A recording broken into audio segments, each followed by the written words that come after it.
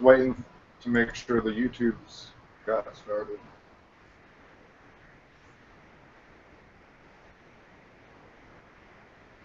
Desktop's on.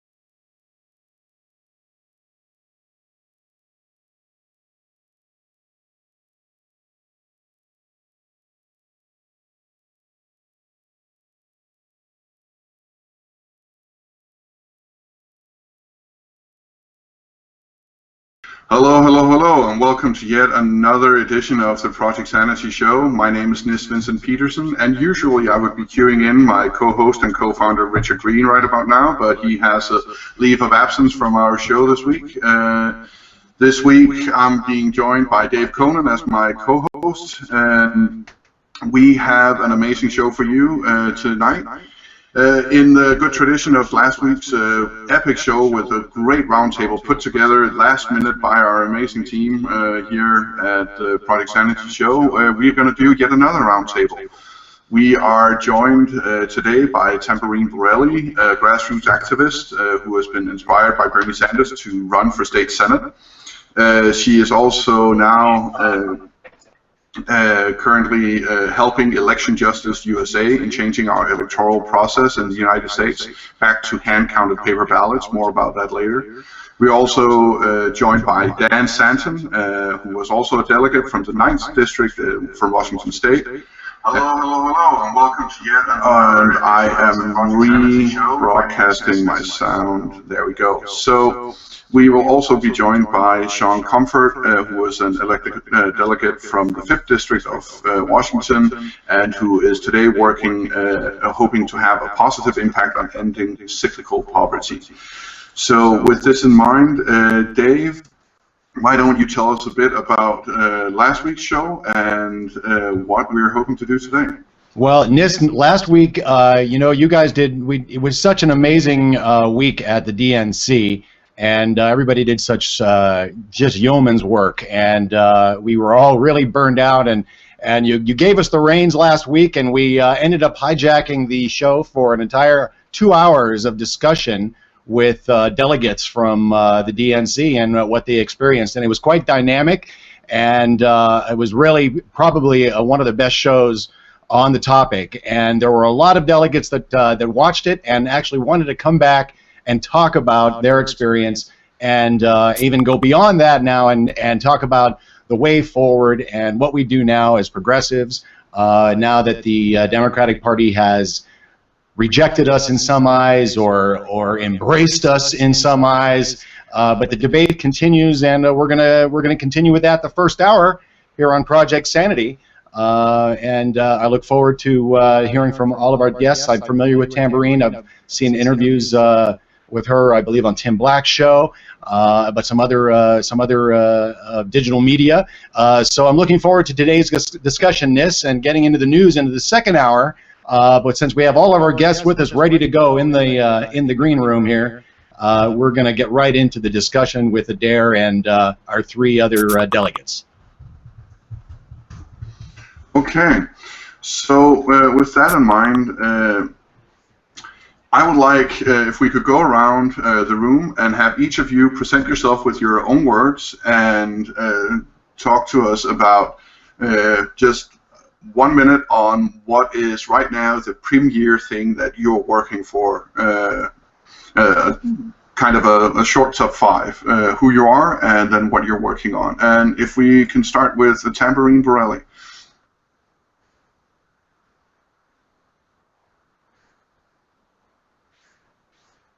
You're muted, Tamborine. You need to unmute yourself.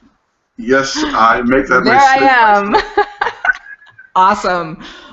So as it was said in the introduction, I was inspired by Bernie Sanders and just kind of went full throttle. Became a delegate, ran for Senate. But now, now that the powers that be have selected, and I did use that word purposely, selected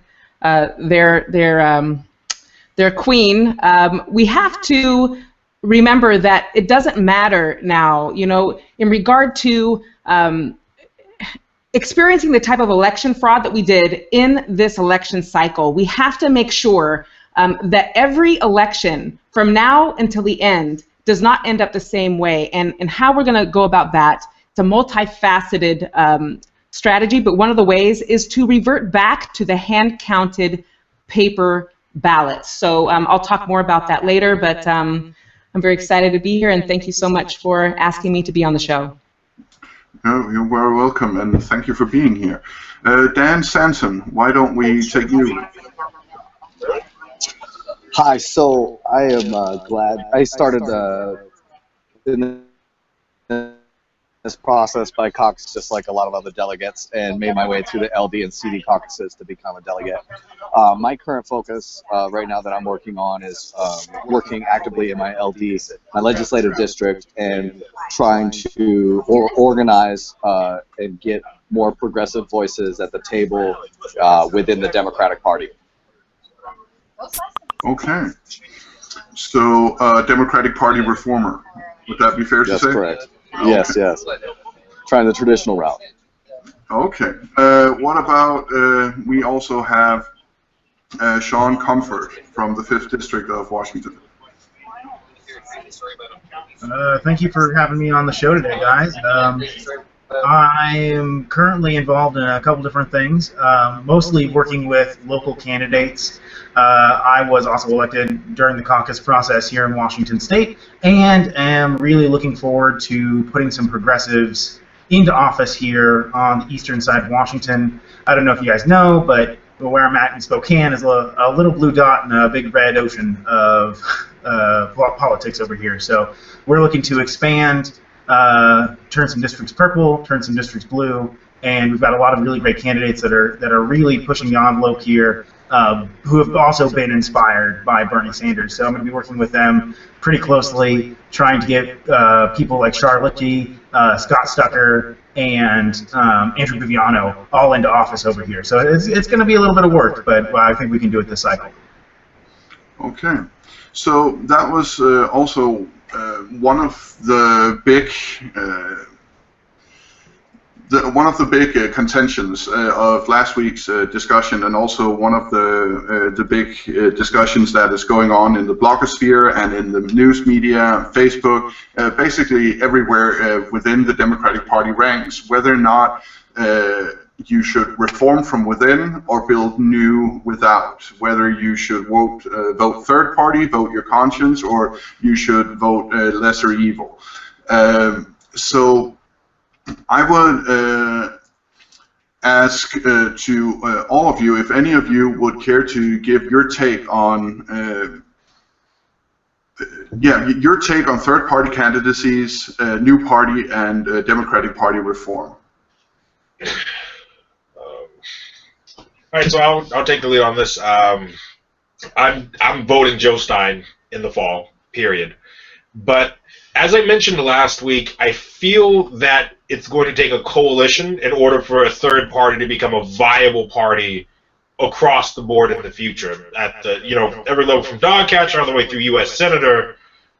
I think that if we're going to enact real change, we both have to stay within the Democratic Party, because if we leave altogether, then there's no one there to actually enact any of the change. But I also think that liberal Democrats need to be willing to reach out and not be beholden just to the party line, and help out Green Party candidates, help out other liberal candidates who might not be running under the tag of Democrat. So I think there needs to be some type of coalition, otherwise a third party in general just isn't feasible. However, I think this year is a good year to start that coalition. Okay, Tambourine, do you have any thoughts on that? You're muted again. I actually didn't mute myself. I didn't know I was muted. When we You get do it for me. we just start Okay. muting people. Got it. Okay, so I do have a thought on that, and here's the thing. If we don't do a paradigm shift in our thinking in regard to that regurgitated frame of mind that says, oh, you can't vote third party because you're just going to, let the opposition win if you do that, because they can't possibly, third parties can't possibly take the race. So the problem with that is if we continue to do that, when will we garner enough strength as a third party to actually become viable? So I think that there is absolute worth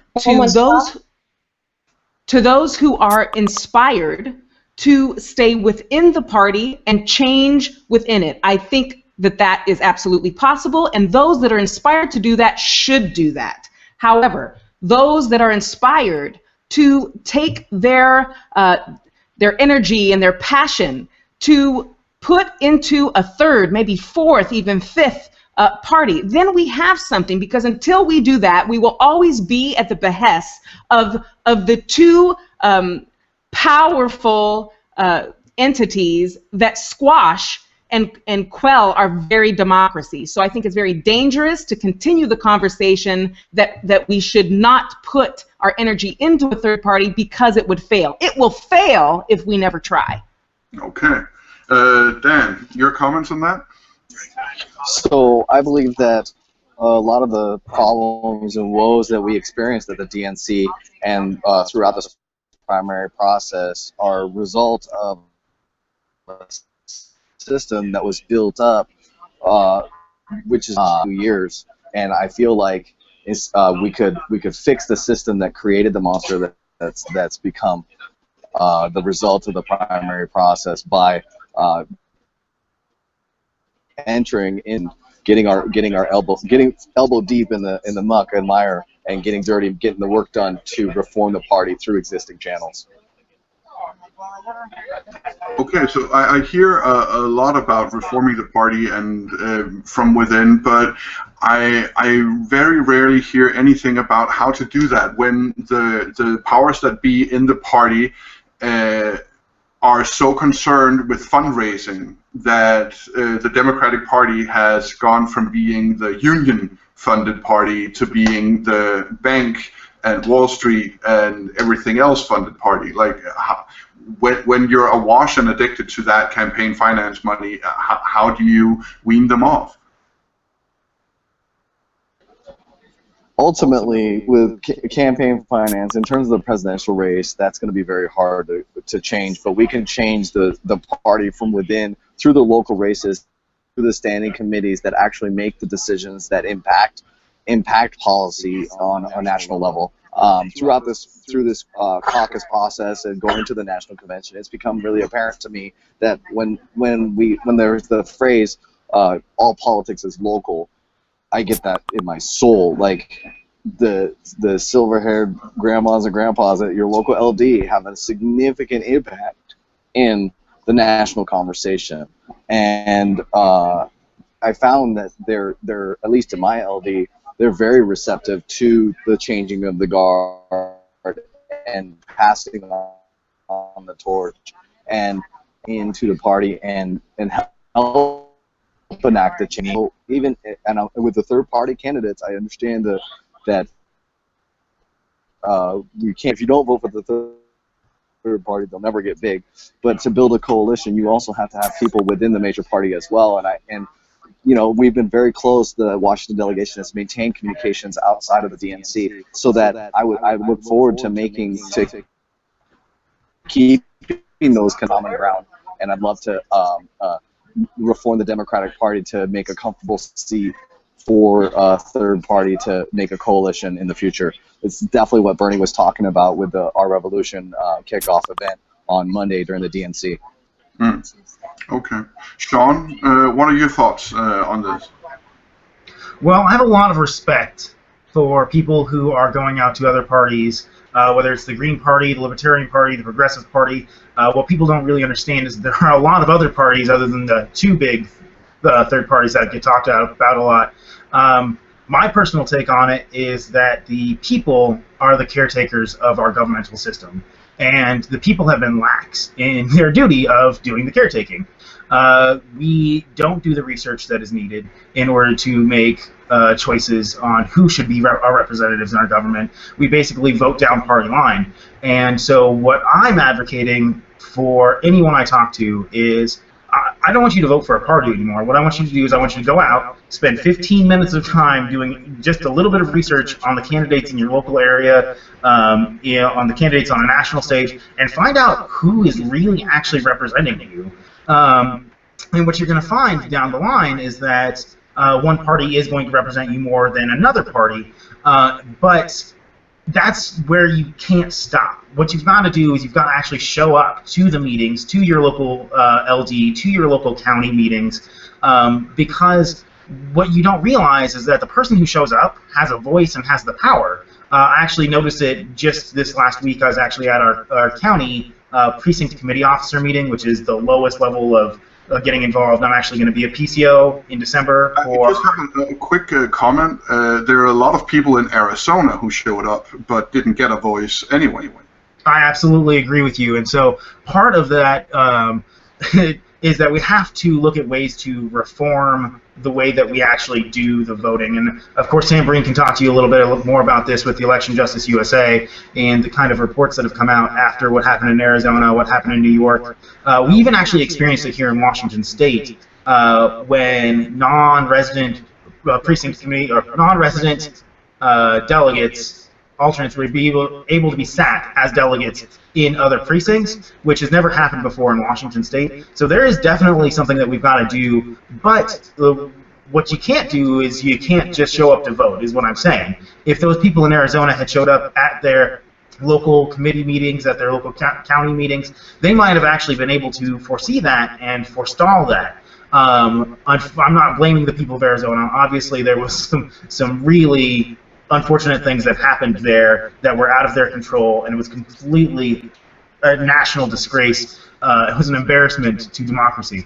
But going forward, we need to be involved at the local level. And the more people who show up, the more representative your democracy is going to be. Right now, I think Adair talked about the silver-haired old ladies and the silver-haired old men that show up to these meetings, and that might seem like a trope, that might seem like a stereotype, but walking into one of these rooms, it really is the older generation that has been involved for so long. What I'm really excited about with Our Revolution and with the kind of support that Bernie Sanders has actually created is he's actually created a lot of that energy for young people, people younger than me. I'm talking kids that are 14, 15, up through their mid-20s, to actually get involved in their government, and that is exactly what we need in order to see some of these positive changes actually happen in our local governments. And once you take over the local governments like we have here in Washington State, in my 3rd legislative district, we went, there's 84 positions for precinct committee officers. There's 84 precincts in my city.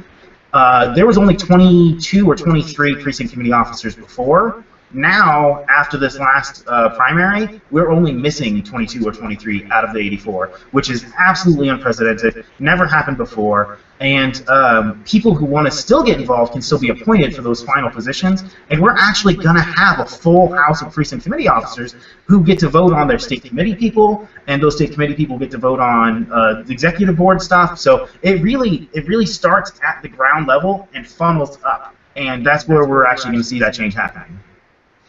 Okay, so what I'm hearing from all three of you and from Adair is local involvement seems to be somewhat of a consensus we can come to that we have to go into. And I don't know, Tambourine, would you care to comment on Adair's and Dan's idea on building a coalition both within and without the Democratic Party? Do you think that's feasible? You have to unmute yourself again. That is absolutely hilarious. Okay. Not only do I think that it's feasible, I think it's necessary because of the fact that you're going to have people within the party and without. So we have to find a way to find that common ground, that common thread that holds us together and that we can build upon. So, for instance, the Progressive Independent Party, it is beginning to build quite like an umbrella, as it were. So, say, for instance, a place where, and we're in talks right now organizing this, but conceivably it would be an umbrella where all the different fractured third parties could come together and join forces to create a stronger foundation to be able to run candidates in a third-party situation. So you'd have the progressives, you'd have the Greens, you'd have the Libertarians, and not focusing on where we differ, but focusing where we're in common and building upon that, including our brothers and sisters who have chosen to stay within the Democratic Party so that we can build a coalition that absolutely will be a force to be reckoned with. So I absolutely do agree with both of them. Okay. Okay, so we have a comment from Robert Jordan in our YouTube chat saying that people are being worked to death. Most don't have the time to do the research if the media does not tell us what the facts are. And I would second that. Like I hear a lot of people saying, do your own research. Now, when I went with my fiance down to her polling place for the primary, and we went through the list of different people who is running from different positions. Like there were some positions, there were 6 different people running from them, and you only had their own home websites to go to try and find out anything about it. And it still took us over an hour and a half after we'd been given the ballot to actually go through each and every person before she could go in and, in just somewhat of a good conscience, vote for the people that she had decided to vote for. And this is a woman who works 1 job. So imagine if you're working 2.5 jobs, single parent, 3 kids. Like, how on earth are you going to get more involved? You're already working yourself to death. Who would like to take that one? Adair is seeming very impatient. Remember to unmute yourself, man. All right. So here's the thing about that. I'm a student. I'm a student who has class for 16 hours a week. I'm a student who has about 50 hours a week in homework. I contribute to this show. I contribute to the podcast, Two Black Dudes, and I still find time to get involved in politics, to understand what's happening, at least at my local level, simply because this is the level that affects my daily life. The president doesn't really affect what goes on in my everyday, average, ho-hum life, but the people on my city council do, my state reps, my state senators do. If I want to be involved in the local party, most of the time they have 1 meeting a month, at like 7:30, like from like 7 to 8 p.m. A lot of times you can go, you can bring your kids. It's a family-friendly environment. Also, go to your county auditor's website if you are looking for candidate information. In Washington, we're a little bit spoiled because they send it to us directly, but you can always go to your county auditor. You can get on that website, you can look up who's running. There should be a bio there because they have to be able to give people information. And if you're saying, well, hey, there's a lot of stuff going on, join your state party. If you can become a PCO and you spend 1 weekend a month, maybe if that, even going and door knocking, you spend 1, maybe 2 Saturdays for a couple hours of a Saturday at a meeting, voting on stuff, getting people in office in your state party that you're like, hey, you know, there's someone who agrees with where I'm coming from. That's how you get more involved. I mean, frankly, I get having a busy schedule. I get having a busy life. Like I said, I've got over 60 hours of commitments just from school.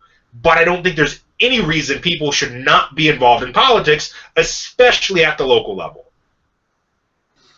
Okay, I would contend that as a person who has both worked full-time and as a person who's done studies at university while having kids, I would contend that a university schedule, while it is certainly work, there's a difference between doing homework at home, where you can take breaks on and off here and there, and then having to have work 2 to 3 minimum wage jobs just to make ends meet and constantly worry about whether or not your children are going to go to bed hungry. The amount of stress that puts on you, yeah. So I would definitely contend with that. As a kid from that situation, though, I was a kid from a single-parent household where my mom and my dad both worked multiple jobs, where the idea of going to bed hungry wasn't exactly foreign. I get those concerns. I also understand that as a student, so a lot of my homework is in the lab, where I have to get it done as a science major. So that's most of my time.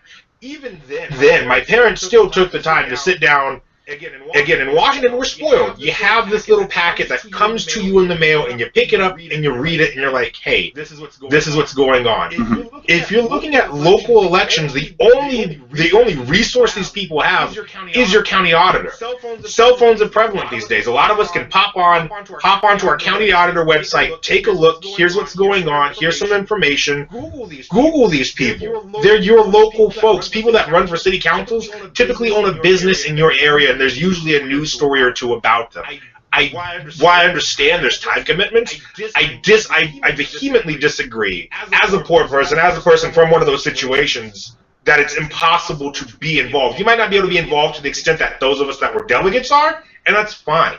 That's understandable. No one's saying you have to put in 100 hours a week or attend every meeting or do all these other things. Okay, Derek, you have to round it off now, man. Okay, fair enough. So we've been joined by Chad Lucas as well, and he is dying to get a comment in here. But Chad, I'm just gonna go around the table one more, and then one more time, then we'll throw it over to you. Right. So Dan, why don't we get your take on getting involved and being, well, not busy, but simply in a situation where the work rips you apart? Okay, so I actually just attended the LD meeting because of another member inviting me to it, and my experience being at union meetings and my knowledge of Robert's rules a little bit has gave me a little bit of a leg up at the state convention, a couple of other, the King County convention, for example, and I was identified by other members of the LD and was actually like pressed into service. Lately, there's been talk about during the reorg, a lot of our officers are not going to seek re-election, and have had some encouragement to run for an officer position, vice chair, or whatnot. And it's very intimidating. I have 2 small kids. I work full time. As you can see, I am currently getting into my car at the train station, but somehow, you know, I spoke to I spoke to a woman at my LD who's been doing it for a very long time, and I told her my frustration about how much time it takes. You know, we got the monthly meetings, it's 2 hours a month, and she posited, she's like, look, I raised 2 kids doing this too. What kind of future are you going to make for your children? And that really sort of struck me. And they said, if you have challenges, we're here to help. You know, I'm like, well, my wife's got to watch the kids, and it's sort of stressful. We got a lot of things going on. She's like, well, maybe we can have babysitting at the meeting, and then more people could get involved. Like, people are totally willing to help us get involved, at least within the local party level. And it was a really warm welcome. At my first few meetings, there were some challenges with my credentials and being a dues-paying member, but it was people who were like Hillary people that helped me to get engaged. And there's been some contentious stuff that happens at the LD meetings. You know, I sort of pop off at the mouth sometimes, but despite it all, No, not you. through it all, at the end of the meeting, they're very welcoming, and they're very excited to have younger people in the party. And I feel like I'm just going along with the flow, and it's feeling really welcoming. Okay. So, Sean, you were the one who started out by advocating strongly about getting engaged from the ground up. So why don't you take us to your conclusion here? I absolutely agree. I was the one who started advocating for it. I'm the father of a 3-year-old little girl, full-time student, at least until I took a quarter off to volunteer with the Bernie campaign here, which I understand that a lot of people can't do financially. In fact, it ruined me, but that's another point entirely. My whole point is that just what you said. It took an hour and a half for you guys to do any sort of research to find out who to vote for, and I absolutely agree with you that an hour and a half time to somebody who's working 2 jobs, who has kids, who's in school, is a lot of time. But at some point, we've got to start making priorities. And like I said before I even suggested getting involved in the party, is that we are the caretakers of this system. That was how the system was designed. That's how our corporate system is designed. If you don't like a corporation, you shouldn't spend money there. That's how our media system is designed. If you don't like the media that's coming out, you stop paying attention. They stop getting ad dollars. Well, what's happened is that the citizenry has fallen asleep at the wheel. And so you end up with a government that doesn't care what the people say, a media that says whatever they're paid to say, and corporations that do whatever they want, because there's no accountability. And there's not going to be any accountability in any of those 3 sectors until we start getting involved again. And so, yes, an hour and a half is a lot of time to do on research for something that you're going to spend 15 seconds checking boxes. That is a ridiculous amount of time, and I absolutely agree with you. But it is time well spent, because every minute that you spend actually researching one of these candidates and then going to these meetings and holding these candidates accountable is a minute that you have actually been involved in your democracy, and you're actually building a better world for your children. And the way I look at it is that, you know, sometimes when I just sit around, I goof around on Facebook, I scroll through looking at pretty much nothing as a way to just get out of my head zone. What I found myself doing is I actually spend more and more time going to these political websites, going to politicians' pages, seeing what they're saying. And I know that not everyone has the time to go to every meeting, but a lot of our PCO positions, the precinct committee officer positions, were filled by C&E PCOs, which are Christmas and Easter CEOs, who showed up for the major events and not much else. And that's, you know, that you can be involved on a very minimal level, but just being involved, you are doing more than the people who are sitting at home, who are wasting their time on Facebook. And I'm not trying to casting aspersions or any judgments on the people who aren't involved. What I'm saying is that we want you there. We want voices there, because we don't want to walk into a room where one guy knows what's going on and everyone else just kind of goes along with him because they think he knows what's going on. So, and that's more than often what happens at these meetings, is that one person stands up, talks about an issue that's happening, and then you vote on whether to give that thing an endorsement or not endorsement, or a candidate that endorsement or not endorsement. The more time that you spend doing research and getting involved, the more representative our government's going to be, and that's going to be difficult for a lot of people. But it has to become a priority. And like I said before, I don't care if you're doing it for the Green Party. I don't care if you're doing it for the Democratic Party. I don't care if you're voting for Jill Stein and you're being a part of the Democratic Party, but you might like a Republican senator. I don't care what your beliefs are. I want you to come and tell me about your beliefs so that we can actually make our society look more like what you think our society should look like, instead of what these big money interests who pay the politicians, who pay the media to report in a specific way, so that we can actually start molding our society back into what we want it to look like, instead of being told what it should look like. Okay. I would still contend that during hard physical labor, 60 hours a week is something that leaves very little energy, and especially if you're part of a minority group, I could imagine that the added onerous of being part of that minority group, being part of being targeted by discrimination, not feeling safe on the street from cops, stuff like that, would impact that even more so. And then when you try and show up to vote, that you're being turned away, would again just tell you in so many different ways, they don't want me here. So why on earth would I fight to show up? That is at least my 2 cents on the perspective of the people who has given up on the political process. I'm in no way advocating that. If I was, I would not be sitting here working as hard as I can.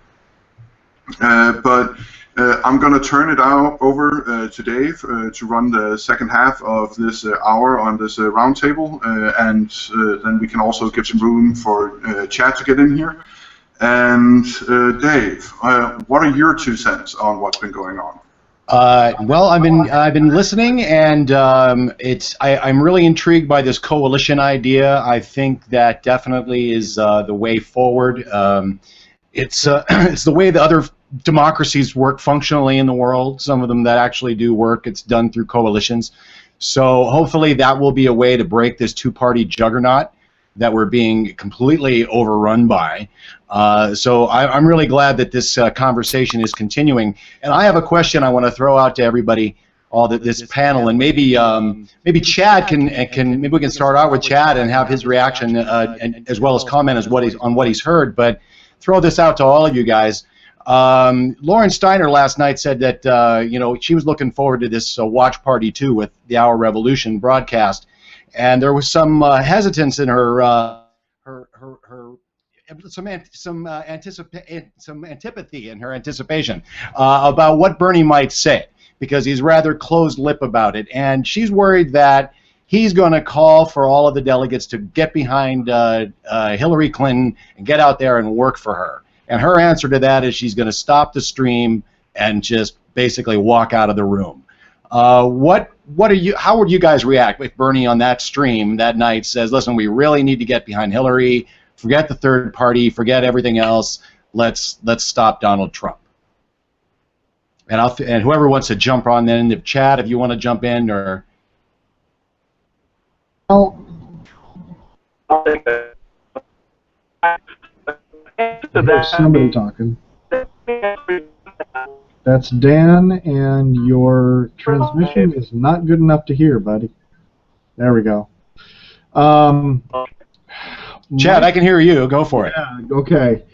So I understand her concerns. I know Lauren just through the internet, but I've worked with her online on a couple things. I understand her reluctance. I don't think Bernie's going to say that, personally. I don't think that he is that blind on the focus of the people who have been supporting him for the last year or more. At the same time, I will understand it if he does, because he's got priorities, and right now his priority is the November election, and it has to be.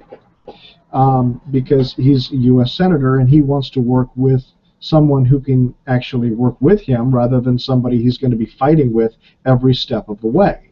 And from his personal perspective, I could understand that. I don't think that's going to be the focus of our revolution. For me, our revolution is stay engaged. However that works, wherever it works, whether it's the Democratic Party, the Green Party, it doesn't really matter as long as you stay engaged in what's going on in your communities, in your state, and around the country. Legislation doesn't stop just because we have a vote. And why are we all here? We're not here because we are surrounded by cults of personalities. We are here because we want to get stuff done. I'm here because I want single payer, and I will not stop until I see single payer signed by a president. And even then, I still have to hold him accountable, him or her, whatever. I hear in the earlier, before I was able to join, I heard so much about inside, outside party, and it just brought me back so much into the deja vu mode. It was rather incredible, because this is the exact same conversation that we had in 2004 and 2005. And there were people who, from the Kucinich campaign and the Dean campaign, who said, what do we do now? This party screwed us over, and we don't trust it, and we don't want to be involved in it. What do we do? And so it broke apart. It broke into defined segments that really didn't have a handle on what they were doing. There was Democracy for America, there was Progressive Democrats of America, there were a number of other smaller organizations that eventually filtered out. But there is an inside track. There is an inside strategy. There's also an outside strategy focused on more issues, focused on trying to build third-party candidates. And there never was a summit of the progressive leaders, either nationally or within state-level communities or whatever, that actually got anything going. We tried in Washington State. I was part of a group called Progressive Change for Washington, and it was getting together the leaders of the Green Party and the Progressive Party and all of the others.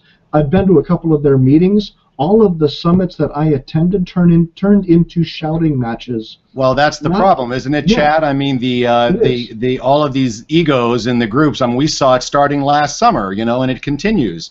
And that's the way it is. It's kind of the nature of this, is that all these individual groups try to come. They have all these ideas, and they can't really get together on any of them, so they stay separate.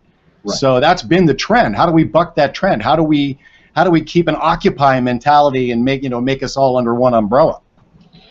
By staying focused on things that we actually want to accomplish. And after an election, what we want to accomplish is legislation at the state level, at the national level, whatever. If we can identify things that we want to work together on, campaign finance reform, healthcare, bringing up a third party to be actually viable, things like that, we can work together on specific issues in our state capitals or in Washington, D.C., and those are the kinds of coalitions that Martin Luther King built. He didn't care what label somebody said. If they were willing to march with him, they marched with him, and he held their hand or linked arms or whatever. Those are the kinds of coalitions that we need to build. It doesn't matter what the label is. It matters what the goal is and how well we work together to accomplish that goal. Okay, I want to bring Adair in here. He's rocking and he's got his hand up. It looks like he has to go to the bathroom. I actually just have a chair that rocks, Dave. Thanks for that. But I agree with Chad, but I think, at least in Washington, we talk about this on a state level, and I think the rest of the delegates here would agree with this.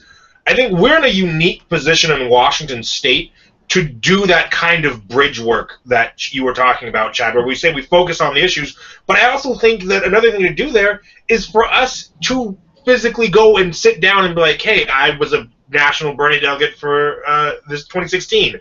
I'm a Democratic PCO.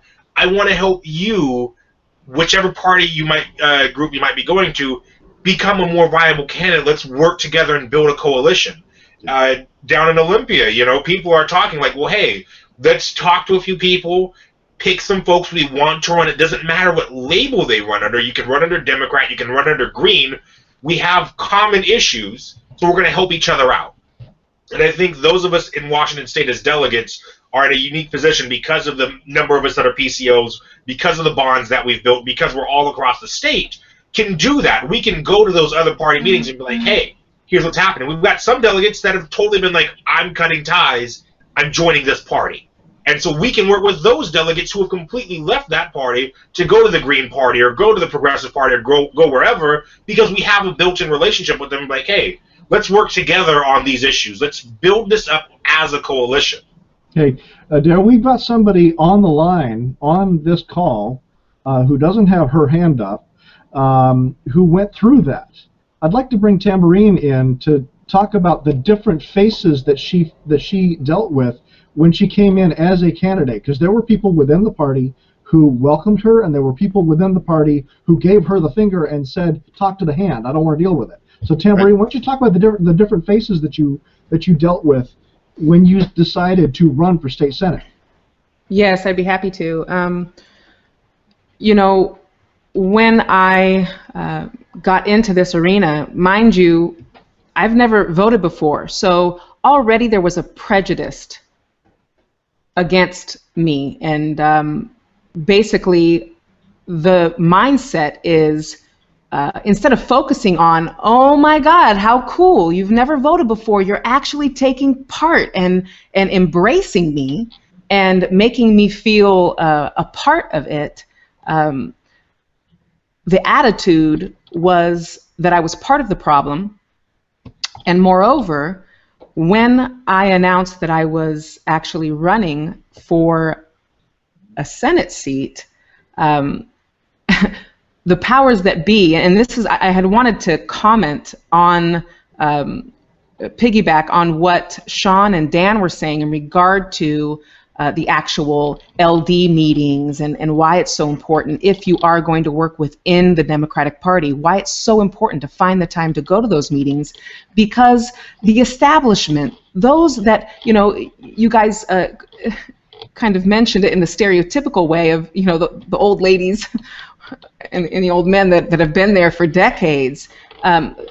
And there's nothing wrong with them being there for decades, but here's the problem. When someone is so attached to the ways that things have been, and they are not open whatsoever to what the people are wanting it to become, then there's the problem.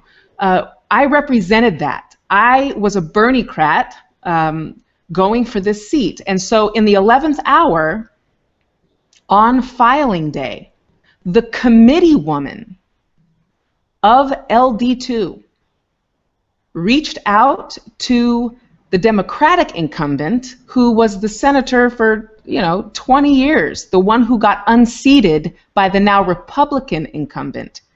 She literally called Senator Marilyn Rasmussen and recruited her into the race so that a Bernie-crat would not take that seat. So we have been called troublemakers. We have been disrespected within those meetings, and the response to that is this, and I hope whoever is slightly interested and who is staying in the Democratic Party listens to this, because this is where your power is.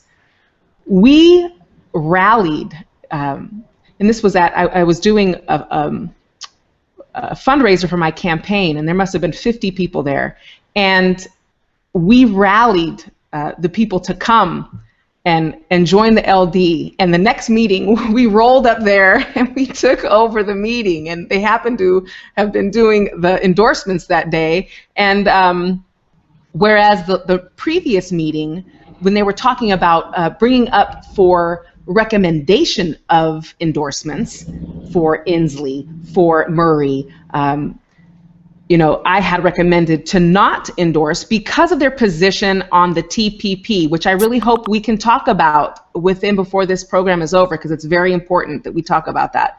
And I was shut down. I was told, when I told them the reason why is because, for example, Patty Murray, the unions, I said I was at the COPE convention and I saw that the unions were adamant about not endorsing Patty Murray because of her position on the TPP, because obviously it is not for the people and it decimates the middle class. Now, I was shut down and said I don't like the, here's the word, tone of where this is going.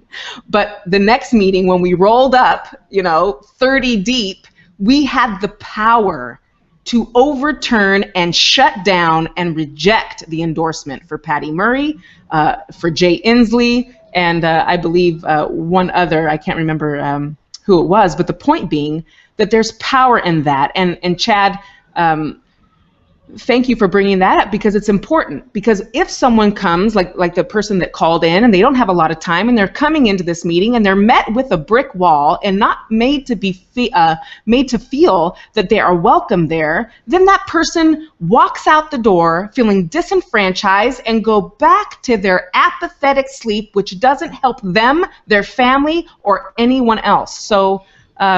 I hope that answers the question. It answers part of it. The other half of the question was, there were people within the party who did welcome you and helped you and everything like that. So it wasn't universal. Right? No, correct. So on the other side of the coin, absolutely. Actually, the chairwoman of the LD was and is a Hillary supporter. She was one of my biggest advocates. So yeah, in the name of balance, it is important to mention that. And that within that, we can learn that if we can find the common goal, because I'm not of the mindset that everyone who is for Hillary is some Satan spawn or some silly thing like that. We all are human beings, and in a common thread, at the end of the day, we all want mostly the same thing. So I think it's important for us to focus on what those common threads are and look for the alliances, even in groups who you may not agree with in other important situations. Right. So Sean, you've had your hand up for a while. Why don't you unmute and give us your thoughts on this? Well, I just wanted to go back to what Tambourine was saying about how she faced a lot of opposition getting in there, and then she came in with a bunch of people, and they were able to change it. Well, like, part of the conversation has to be the people in power want to remain in power. It's just naturally, like, when you get to make decisions, you're going to want to make more decisions. Like, it's just how it works. People with money want more money because it's all directly related to power. And so they are afraid of having people come into their party and start taking away their voice. And so one of the things that we specifically dealt with at the DNC is that they turned off our lights, they turned off our crowd mics, they had white noise generators. Like, they very specifically did not want to hear from the Sanders delegates. I have to say that we actually pretty successfully made ourselves heard several different times throughout the convention. But at a very local level, that's the same thing. Like, the people in power are going to try and block you if they think that you're a threat to their power. And it's a good thing that Tambourine pointed out, because not everyone's like that. My LD has been absolutely wonderful to me. The one thing that I would say is that both the chair of the LD and the county chair of Spokane have both double-checked with me, triple-checked with me, quadruple-checked with me that I'm not going to be running against them numerous times. Like, they have made sure that, like, I'm not coming to take their power, which on one level I'm not. I'm not coming to get in there to change the conversation, as long as the conversation is what the conversation that I want to be having. And so far, it has actually been pretty well that we actually have been very, very progressive within Spokane, which is very surprising to me, based on what I knew of internal politics here. The Spokane is very progressive. So basically, my point is that their whole job is going to be to discourage you from coming back if they think you're a threat. And if they are doing that job of discouraging you, I understand why you'd want to turn away. But just like us national delegates at the Democratic Convention, you can't always just turn away and walk away, because what you're doing then is you're just giving the power to them freely, which is exactly what they want. So what I really think that you should do is, if you are starting to feel that discouragement, reach out to other members that you have noticed that they're doing that to, and try and build your own internal coalitions and try and, like, bolster each other, because really at the end of the day, you belong there. Like, it's a public meeting. They shouldn't be able to kick you out. They shouldn't be able to turn your lights off or your mics off or discourage you to the point where you should want to turn away. And if they're doing that, then you have a responsibility to point that out and say that this is not right. This is a public forum. This is part of my government. I want to be a part of my government. I want my voice to be heard. So that's exactly what I'm saying. Is that if you're being discouraged, that is all the more reason to try and stay. And I know it's very, very difficult. I know a lot of the people at the National Convention felt that they weren't wanted there at all, which was kind of true. And yet we're still going to be around because we know that we are actually getting our voices heard now that they see us as a threat. Yep. All right, well, we're coming up at the top of the hour here, so let's. It looks like we lost Dan. Looks like he dropped out. But just some final thoughts on the convention, the way forward. Just 60 seconds, everybody. Let's start with Tambourine. Unmute, love. In regard to the convention, you said? Just 60-second final comments. Way forward. Green, no green. What's your take? Me personally, what I experienced at the convention was nothing less than a psychological and mental warfare there in regard to the progressive leg of the Democratic Party not being heard and being completely disrespected. I think that is definitely the root of why those who are inspired to promote a third party should absolutely go where their inspiration is, because until we do that, there will never be any escape from that two-party monopoly. Well, I was inspired by the town hall last night. Sean, 60 seconds. Unmute. Sorry, Dan. So my takeaway from the convention is that a lot of the delegates have had trouble recuperating from the convention itself. I've noticed a lot of people talking about how it's really kind of got them down. And I think that's going to happen when you have a group of really empathetic people who are all being told that that no one wants to hear what they're saying, that no one wants to hear their ideas, and that their candidate just doesn't deserving of having any time to speak. So I think that it really actually caused a lot of damage within the party. So going forward, I definitely think it's going to be that coalition between third parties and between people who are going to stay in the Democratic Party. I think that our revolution is going to be instrumental. I know earlier you talked about what if Senator Sanders gets out tonight or on the 24th and says, we need to support Hillary Clinton. Well, I know that that's going to really push a lot of people away, and I really feel that he's not going to do that, because that would essentially split the party. That's gonna have some pretty dramatic effects on the party for the people who chose to stay. So I think that we're going to use our revolution to actually make a difference going forward. One of the things that I'm interested in is actually building a caucus within each of the parties that's focused on getting money out of politics. Nice. And getting universal health care and those sort of things, because there are Republicans that agree with us that if they were to build a caucus within their party, we have a caucus focused on that in our party, and then we could actually work across the aisle for those very specific goals. Great. Excellent. Listen, Dan, looks like I got a connection with Dan finally. Dan, we're just wrapping things up here at the top of the hour. Let's give you a couple minutes to for your final comments and your thoughts about the convention and the way forward. Unmute yourself. So in terms of the convention, I think this is probably, when people ask me how the convention affected me, I say my canned answer is life-changing with no hyperbole. The witnessing the spectacle and the glamour and the media manipulation that occurred at the convention was a little bit... it confirmed a lot of suspicions that I already had. When I was younger, I participated in the WTO riots in the city of Seattle, and I witnessed some of this media manipulation as well as a young man, and it sort of started me down a very negative path and turned me away from politics, frankly. And it's interesting now that I'm older and I'm witnessing sort of the same tactics, the same tired sort of manipulation of the message to the ends of the powers that be, it still just galvanizes me even further to enact change locally within the system, and enact change of the establishment being a newcomer. I experienced this very same thing at work. I work in a union shop.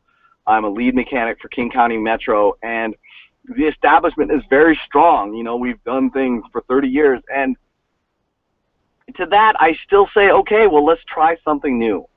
And you know, you get a little bit of pushback, you deal with it, but as long as you stay firm, and as long as you're strong in your convictions, and as long as you think through very carefully the small little incremental changes within the power structure, you can enact very, very sweeping changes just by virtue of the established people carrying your effort. Nobody can do this by themselves.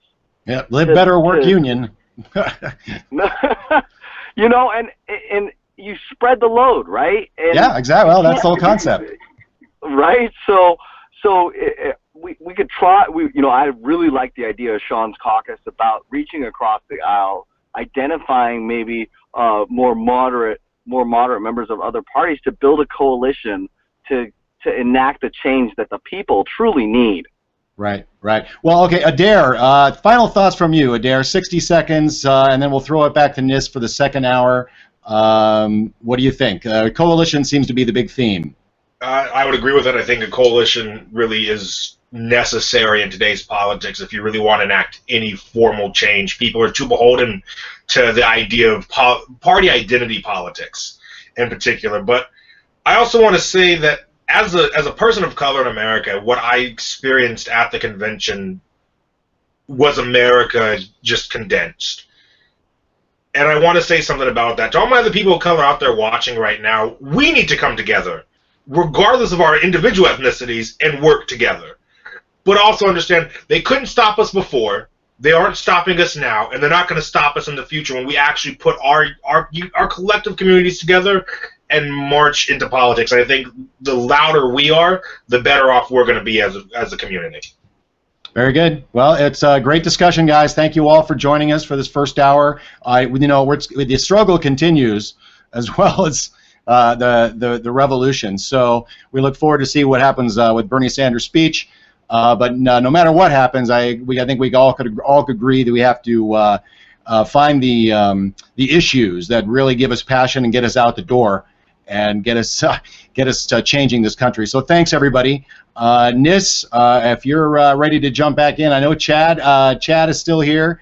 Adair, I don't know who all is going to hang out for the second hour, but we're going to do a little news and dig a little deeper into some of the news items that are on everyone's minds, including Louisiana flooding and the closing of hopefully the closing of private prisons across the country, a wave of private prisons closures. Yeah, right. We'll see. Nis, I see you unmuted. Yeah, I'm just waiting for a shot to come up. I know. To get a word in edgewise. Eric's having tech nightmares. I feel your pain, brother. It's been really great listening to the second half of the first hour here. So I just wanted to give Chad his opportunity for a 60-second round-off before we completely leave behind the round table. Well, I mean, I've spoken on this show quite a bit, and I've spoken on other shows quite a bit as well. I am staying within the party. I'm very comfortable there. I've got lots of friends there, people from the last generation that came in 1968, and they've been fighting for 40 years. And what they told me at the convention is something that I really want to pass on, and that is we pushed things as hard and as far as we could for as long as we could. We need your energy to keep it going, because we know you're going in the right track. We are going beyond their comfort zones, but there's a lot of them who understand that, and they are comfortable with letting us take the wheel. We just need to step forward and prove that we can do it. Another thing that I want to say in response to something that Sean put out is everybody needs to understand the rules that we're operating under. Party rules or legislative rules, the law, things like that. If you're going to try to affect a decision, you need to understand the language of that decision and focus on changing that language the correct way. Look at your bylaws, look at the endorsement rules, look at the standing rules, understand not just what they say but where they came from, because that puts you in a position to be able to change them with a solid foundation. If you go in and you expect to just change things without understanding what came before, it's not going to be an easy time. It might succeed, it might fail, but it's not going to be easier. It is much easier if you understand the foundation that you're standing on and build from there. So that's my 60 seconds. Okay. So I really think that these kind of roundtables are quite unprecedented, because when you watch normal national news and you see the political insiders tone in on the screen, none of them actually speaks candidly about their own experiences within the party machines. No one speaks candidly about how the sauce is made, legislative-wise, endorsement-wise, and stuff like that. And I really appreciate having you, even though you're only delegates, I really appreciate having you come on and forthrightly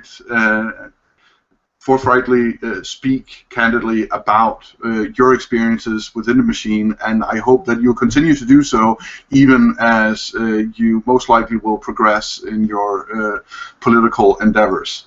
So to Tamarine Borelli, Dan Sanson, and Sean Comfort, thank you so very much for joining us on such short notice for a great roundtable. Hope you'll come back later and talk about even more issues as they develop. Lord knows the news segment has a lot of them. So if you want to take a couple of seconds to say goodbye, the floor is yours. I guess I'll go. I really appreciate the opportunity to just share some thoughts with everyone and interchange them between all of us. I think it is crucial for all of us to stay in the conversation and to reach beyond whatever differences anyone may have in regard to the ultimate goal, and that's actual change and not just the idea of one. So if anyone is interested, please go to electionjusticeusa.org, as well as watchthevoteusa.com, and you can find information on how you can get involved and what is the next move to make sure that our elections, that we're putting people in that we're actually voting for, because until we secure that, it doesn't matter who is going to vote for who. It matters who's counting the votes. So please go to those sites and get some more information and get involved. And again, thank you for having me. And for me, thanks very much for this opportunity to speak.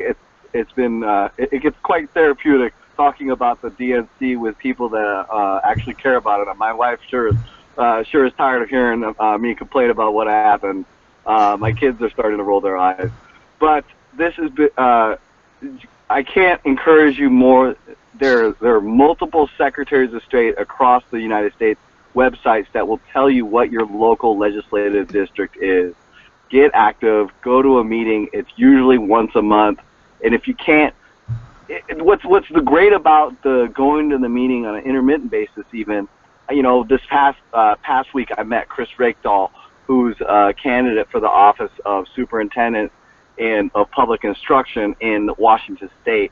You will get to meet the people that you will vote for, and when you speak one-on-one with these candidates, that blows all the candidate statements and websites away, and you can build up your library within your brain of who you want to vote for at the next election, and it's been a wonderful experience so far.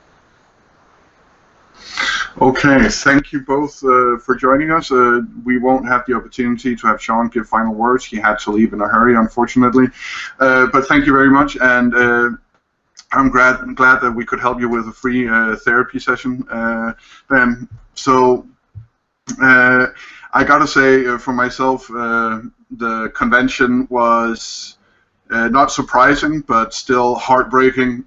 So I know exactly, not exactly, but to some extent, I know what you're talking about. Covering it day after day, what was just heartbreaking, and actually seeing delegates being completely ignored by the media. Not a single Sanders delegate interviewed by mainstream national media, even after they went out to occupy the media tent. It was insane. So, yeah. Okay, in any case, we have to move beyond this conversation. Thank you very much for joining us. We are now going into the news segment. I'm going to start straight out with the Louisiana flooding. The Louisiana flooding were estimates made between August 8th to August 14th. 6.9 trillion gallons of water fell on Louisiana, with especially high concentration in areas such as Watson and Livingston Parish. Over 20 parishes or counties have been declared disaster areas and received emergency disaster declaration by President Obama, but more are also seeking the same status. The frequency of a flood this size is roughly 1 every 500 years. But changes to the climate have made these 500-year rainfalls more common recently, with 8 surrounding this level in the past year alone. The estimated cost of the flood so far is $30 million and expected to rise as time goes on, and the full extent of the damage, as the full extent of the damage is discovered. So far, as of early today, there had been 13 deaths confirmed, more than 40,000 homes destroyed. Many of these homes lack flood insurance due to the fact that they are not on a traditional floodplain. Over 30,000 people have been rescued, over 1,900 pets have been rescued, and over 7,000 people are in emergency shelters. There are some opinions that climate change will require an actual redrawing of what is right now designated as floodplains in America, which governs whether or not a person is eligible for FEMA flood insurance. However, that is only done every 10 years and cannot account for the increase in extreme weather conditions.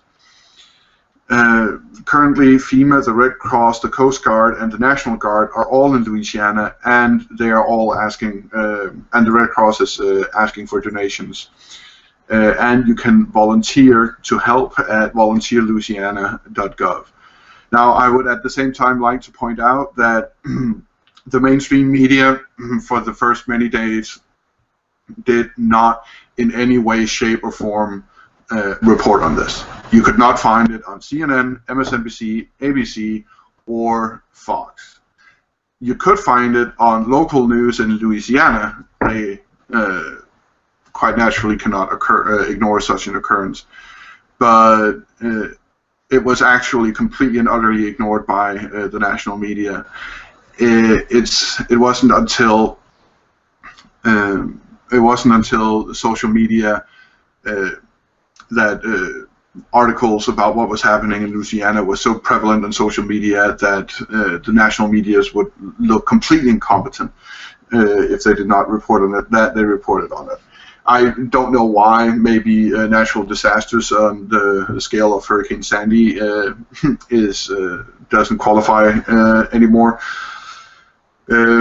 as good news. But in any case, Brandon, you've been sitting and being very patient with all these delegates having the floor.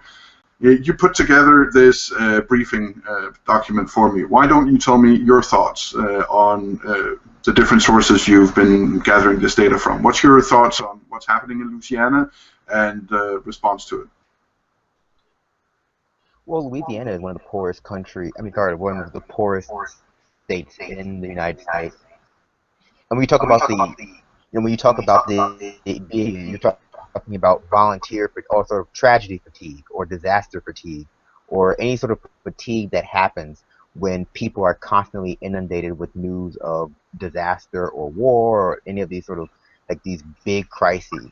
Like, people become acclimated to it. So at a certain point, yes, this may be the biggest rainfall, the biggest natural disaster since Sandy, but it's just no longer newsworthy. Like you see the same thing with mass shootings now, where like unless it's a really really big one, no one like people don't care. Like there's always that danger that if it bleeds it leads, but if it bleeds every day, you got to find something that bleeds a lot more. So there's always that danger of people just tuning out automatically because like, oh, another disaster in Louisiana at that. So it's impossible not to think back to Katrina and the way that was mishandled, and so it just becomes just another disaster. So part of how you get over that is you personalize it. You put these personal narratives of these people who have lost their homes, lost their families out into the media through Facebook, through social media, and that's the way you engage people now. Otherwise, you're just going to have a bunch of people thinking, oh, another disaster. Yet another reporter standing in the rain with wet, soggy pants. Yeah. Yeah, and I mean, this is one of the 8. I mean, this is one of 8 major rainfalls this year. There's tornadoes going on. It's just become that sort of thing. It's tragedy fatigue. So, what do you do? Yeah, I remember the same thing happening with pictures from poor rural areas in Africa. When I grew up, like the first times we saw these pictures of children where you could see the ribs protruding and stuff like that. I remember like there were record-breaking donations to the Red Cross and to all sorts of NGOs trying to help out down there, and record-breaking numbers of people volunteering to go help. And then there was another hunger, and then there was another civil war, and then another hunger, and another natural disaster, and then yet another civil war, and another dictator, and another, and at some point people just started going, oh well. And because at a certain point, you don't tackle the structural causes of it. People tune out, and I mean, I can't. It's the human. At a certain point, you have to actually start tackling the structural causes of these problems and start building an infrastructure that can withstand these, this sort of thing. So you talk about having community meetings organized by the state government, not the federal government, so communities know how to effectively prepare for this kind of rainfall. Though how you prepare for this kind of rainfall, that's just not possible, obviously. But you talk about building houses with foundations that can stand this kind of flooding. You talk about plans, the community meeting place, having floodlights available for in your house. So there is that level of the state government, the community need to take back the initiative in order to make these effective plans. But there's also the case to be made for dealing with climate change and dealing with the sort of the underlying cause of all these extreme weather events and trying to prevent more or mitigate the damage that has been done by actively, curtailing carbon emissions and all these other sort of problems that we have. Okay. Well, moving off of Louisiana and the enormous tragedy that is transpiring in one of the poorest states in the country, we have some news in the ways of justice. We're going to start with the Justice Department. The DOJ has said that it is going to phase out the use of private prisons. And according to Fortune magazine, the same day that they announced that, CCA, Correctional Corporation of America, I believe it stands for, took a hit of 40% of their stock value disappearing. Now, a lot of people are seeing this as, 40% of their stock value disappeared overnight, they're done. Well, unfortunately, that's not, or fortunately, depending on who you are, that's not how stocks work. Stock is simply, it does not affect the business ability to conduct its business directly. It can affect it indirectly, such as its reputation taking a hit, so it's harder for them to get a loan, or they get loans at higher interests than they usually do, or it can affect them if there is someone wants to do a hostile takeover of them. Now it's easier to do that. So it can affect them in those areas, and it can also affect them that the stockholders can sue them, the board, for mismanagement and stuff like that. But it does not result in the business going under necessarily. Those kinds of things happens in businesses that are based on loans, that are based solely on reputation, like in the banking crisis. But the Intercept, Alice Sperry, is reporting on this. It's a great piece issued at 3:53 p.m. today that I can highly recommend that you go take a look at. She does, however, raise an important question, which is that the CCA and other for-profit prisons use the Department of Homeland Security's Immigration and Custom Enforcement, or ICE, or ICE. They still have contracts with them. So whether or not ICE will follow suit, they have not addressed as of yet. The Deputy Attorney General, Solly Yates, wrote in her memo on her decision that private prisons simply do not provide the same level of correctional services, programs, and resources, do not save substantially on cost, and do not maintain the same level of safety and securities as facilities operated by the Bureau of Prisons. So those are some of the reasons.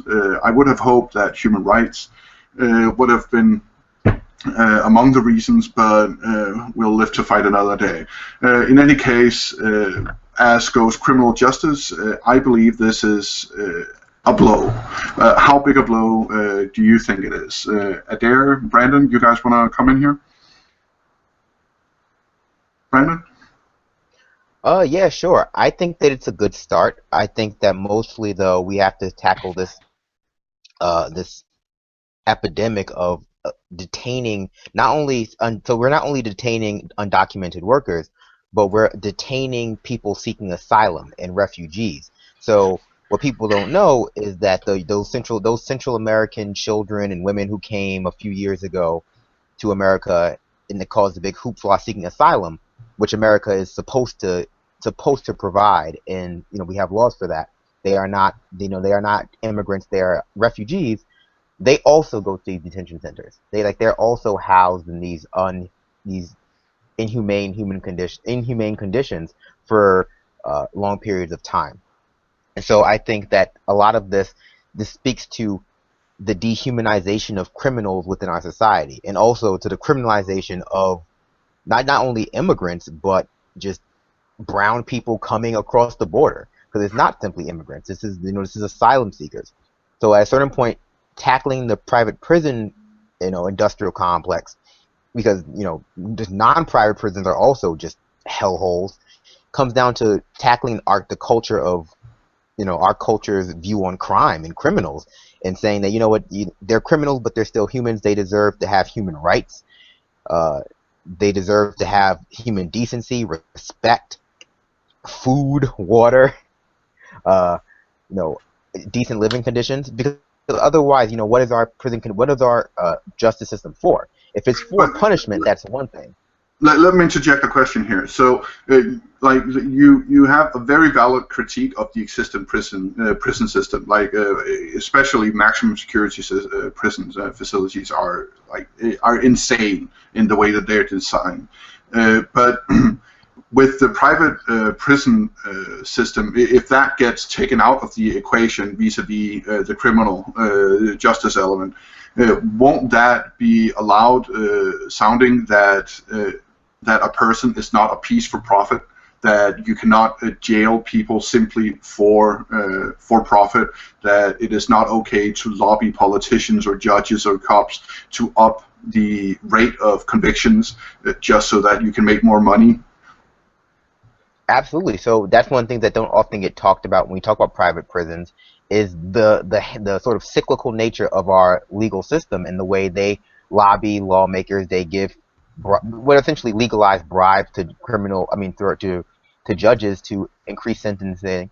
The way they basically write certain laws. A lot of our immigration laws right now, a lot of our drug laws right now are the result of private prison lobbying in order to get fill bunks, fill beds, because that's the sort of the state is required to fill a certain number of beds in a private prison, and so or else they pay a fee, so they increase this quota. Private prisons basically just have a quota, the same way police would have a quota, and the state has to sort of deal with that in that metric. So they go after the most vulnerable population. So yeah, it comes part of that, part of your equation right there, part of your scenario is getting people to recognize other people within American society as just that, people.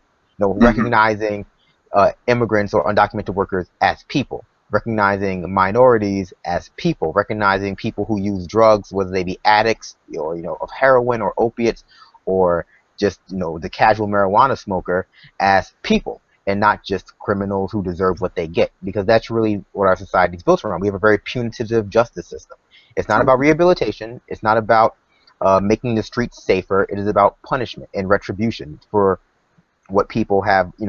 People have offended society standards.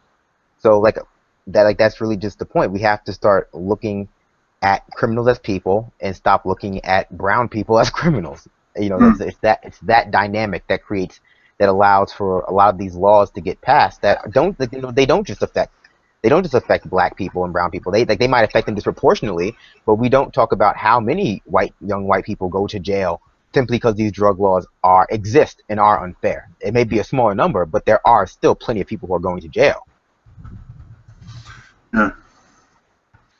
Yeah, that's another form of capital that minority people have been, people of minorities have been the past decades, is they're not just for-profit quotas, they're also quotas for political achievement, so that a mayor who wants to get elected puts pressure on the police department to have a better conviction rate so that he can have a better chance of re-election. So as long as that's also going on, the price of life is is very low. So fortunately, we do have some. We actually managed to take some pretty good news and put a pretty negative spin on it, saying that it wasn't enough. But it is actually good news. I just want to put a big fat line under that. It's a good first step. There are many, many, many more steps that needs to be taken, but this is a good first step. Absolutely. I mean, we can separate this into two things, like the actual reality of what's happened, which is, okay, this is not that big of a dent within the private prison industry because of, most of their contracts are with DHS, Department of Homeland Security, ICE, Immigration and Customs Enforcement, but there's also the perception. They did take a 30+% hit to their stock prices, which to the vast majority of people is going to signal that there is something, that this industry is failing, that there's something wrong with it, that it's not in line with modern sensibilities. And so hopefully that has an effect. So, there's perception and there's reality. And I think that most people are going to be taken by the perception that this is a failing industry. And they're going to have to, they're going to have to try to overcome that when they seek just the casual investor. Yeah.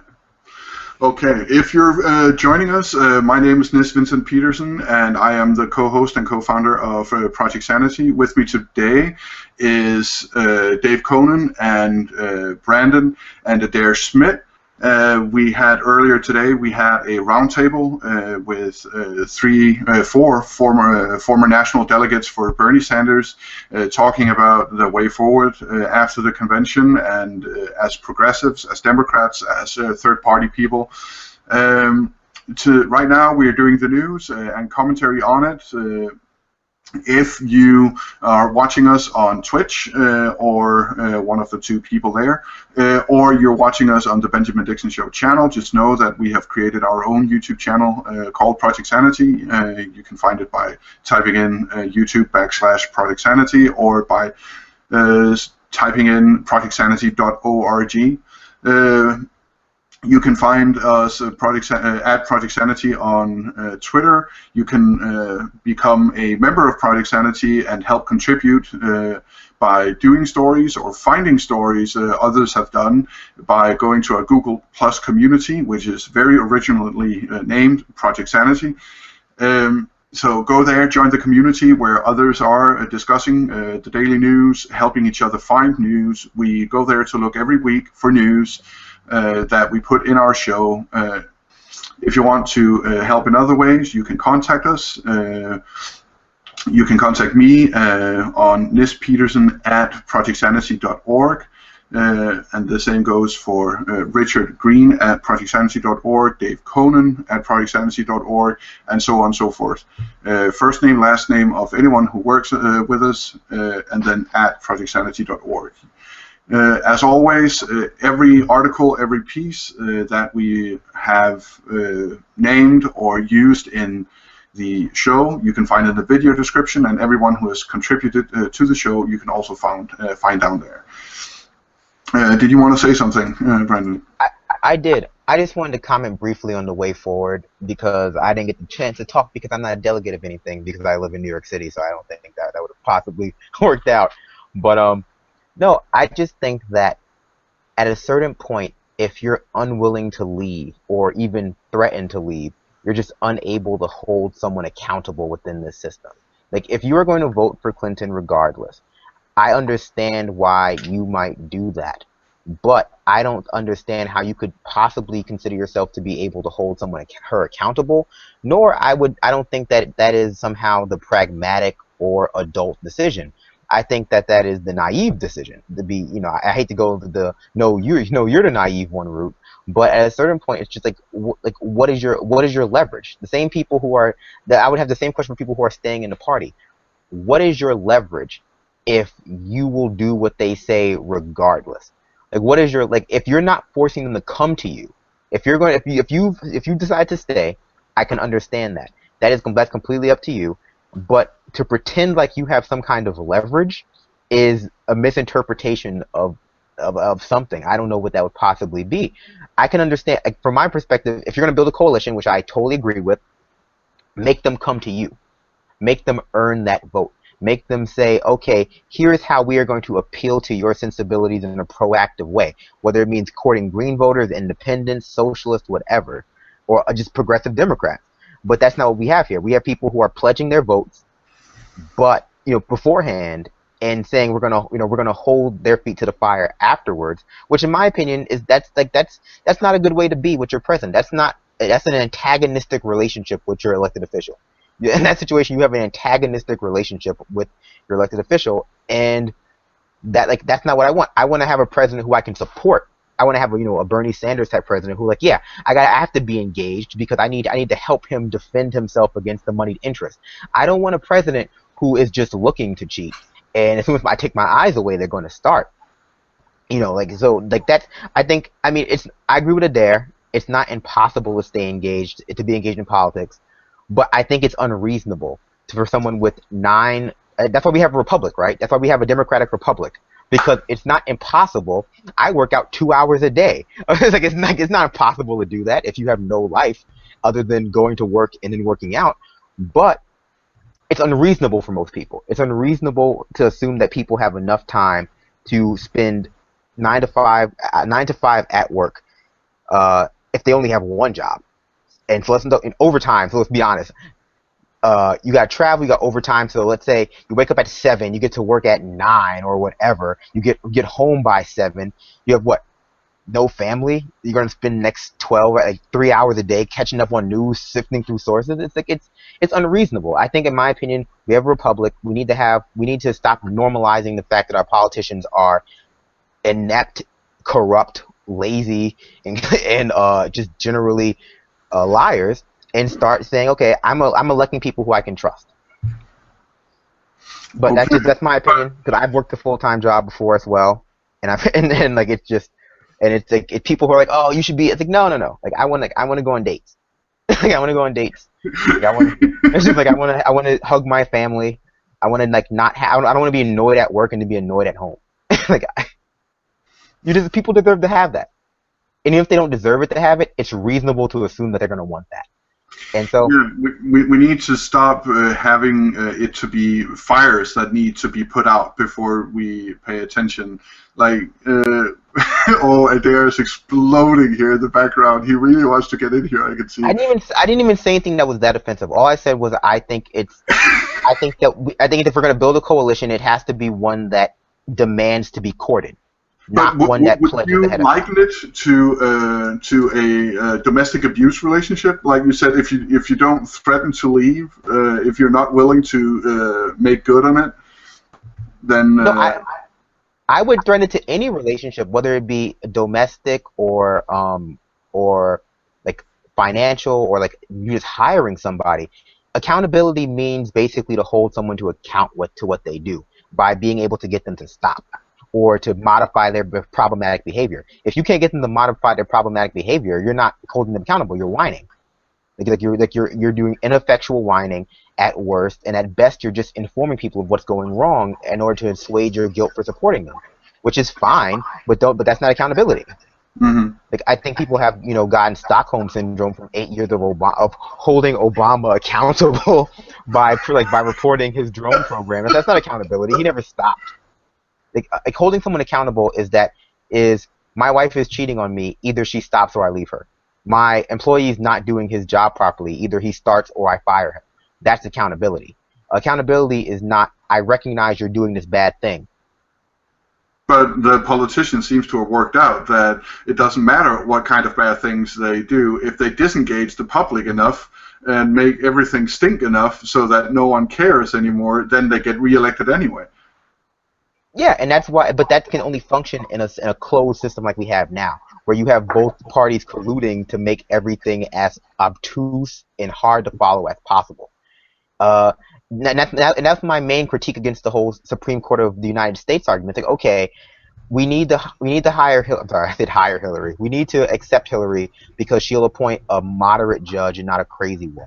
But the only reason the Supreme Court is so powerful in America, which it should not be, is because our Congress is so inept and so incapable of legislating that the only way anything vaguely socially progressive gets through or doesn't get through is with the Supreme Court. Like, come on now. Let's be honest. If our Congress could do their job properly, so a new Supreme Court justice would not be a big deal because they could just overturn it. That's how checks and balances work. Unfortunately, for example, the Voting Rights Act should have been redone and passed by now, but they just can't agree on it. So I can't. People are so willing to normalize things that should not be normalized, or to artificially put artificial boundaries on the conversation, so that you can describe Clinton as the first woman from a major political party to be nominated in an almost fair election, or the most progressive platform ever if you only look in the past 20 years within the past two parties.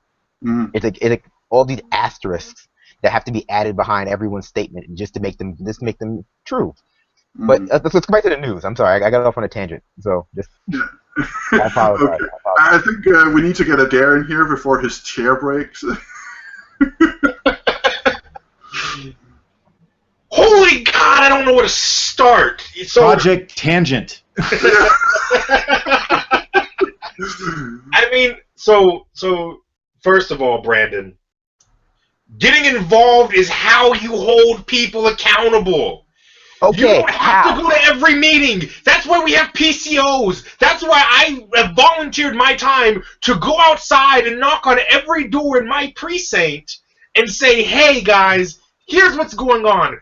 Do you have any questions? What candidates are you thinking of voting for? What can I do to make this You experience keep better? not answering the question about if a person is working from 5 a.m., gets up 5 a.m., puts the kids to school, and then gets off to work and isn't back home again until 7. Then you have to cook dinner, put the kids to bed. Then it's 9 p.m. You work on the weekends most of the time? Do most people work weekends? We're talking Most here people- about the working poor and the lower middle class. That's- How on okay, that's earth what I- are they that's- ever going to get engaged? They can get engaged, and they do get engaged when you have a system like PCOs. When PCOs do their job, you don't actually have to leave your home if your PCO is doing their job. If you get someone, if there's one person in your community who's like, you know what, this stuff sounds kind of cool. You folks watching at home, if you think this stuff sounds kind of cool and you're really lamenting, like, man, people aren't engaged, and you have the time to sit up there and say, you know what, I'm gonna go to one of the local meetings. I showed up. I was told, hey, you're going to be the PCO for your precinct. You know what I do on a lot of my weekends when I have the time, when I'm not in school or trying to find work or running around for another function? We have a delegate thing that we're going to Rock Against the TPP up in Seattle, where I'm supposed to be tomorrow, which is a whole 45-minute drive away. I walk around my neighborhood. I knock on individual doors, and I say, what can I do to make the process better for you? How can I bring this to you? How can I help you as your PCO? I'm there to make sure you can get involved. But now you're in a situation And where that is your most of Tacoma.